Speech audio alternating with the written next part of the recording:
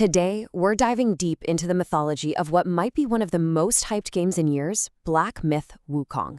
We're going to uncover just how much the classic Chinese novel Journey to the West has shaped pretty much every single detail of this incredible world. So, to get started, let's talk about a character that so many of us grew up with. If you've ever watched Dragon Ball, you're actually way more familiar with the legend of Sun Wukong than you probably realize. And the connection, it goes way deeper than just a kid with a monkey tail. The connection is it's so direct. Son Goku is literally the Japanese way of saying Sun Wukong. And his most famous gear, that extending power pole and the flying Nimbus cloud, well, those are just modern takes on Wukong's own legendary arsenal, the Rui Jingu Bang and the Jindu Yun cloud. Okay, so let's start right there, with the incredible equipment and abilities that really define who the Monkey King is. This is where the legend really starts to get good. First up, the sheer scale of Wukong's staff. This thing wasn't just some weapon. No, it was originally a colossal pillar that the gods used to measure the depth of the oceans. It weighs a staggering 8,000 kilograms, but it can also shrink down to the size of a needle, small enough for Wukong to just tuck it behind his ear. And its most important feature is that it follows his will and only his will, perfectly, a power you'll see in every single epic swing in the game. 72. You gotta remember this number. It's so important to understanding Wukong. It stands for the 72 earthly transformations he mastered. This is a divine power that lets him shapeshift into basically anything he wants. A tiny bug, a huge beast, even a raging storm. This is the real source of his legendary trickery and why he's so adaptable in a fight. And hey, if shapeshifting wasn't already enough for you, check this out. Wukong's power is so insane, it's literally in his hair. He can pluck a single strand, blow on it, and turn it into an army of clones, a powerful beast, you name it. The game shows this in such a brilliant way. When he dies, he transforms into one of his own hairs. It's a symbol that his spirit is endless and can just keep multiplying. Of course, Wukong wasn't on this journey alone. He fought against, and sometimes with, a whole pantheon of gods, demons, and celestial beings, every single one of them pulled directly from the original myths. Every great hero needs a great rival. And for Wukong, that person is Erlong Shen. He's not just some random boss fight. He is a powerful demigod from the heavenly court and one of the very few beings who could ever actually go toe-to-toe with Wukong. So what makes Erlang Shen such a massive threat? Well, the lore gives him 3 huge advantages. First, he's got a third eye that can see right through any of Wukong's 72 transformations. Second, he's mastered 73 techniques. Yep, one more than Wukong, giving him that divine edge. And finally, he's got this divine dog that can physically pin down and cancel out Wukong's shapeshifted forms. He is the ultimate counter. You're also going to run into these absolutely colossal figures. The 4 heavenly kings are guardians from Buddhist mythology, and each one protects a cardinal direction: north, south, east, and west.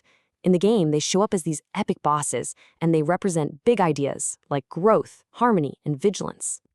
So, the enemies are fighting, they're not just some generic monsters. They're called Yaoguai. It's a term from Chinese folklore for spirits, often animals or even humans, that have become corrupted. In the game, every single one is symbolic. They represent a specific human vice like greed, anger, or lust. So you're not just fighting a demon, you're literally fighting a manifestation of a human flaw. But what about the rules of this universe? Let's get into the deeper lore, the specific numbers and laws that control Wukong's immortality, which are, by the way, woven so carefully into the game's design. You might see the game's max level is 342 and wonder, why that number? Well, it is not random at all.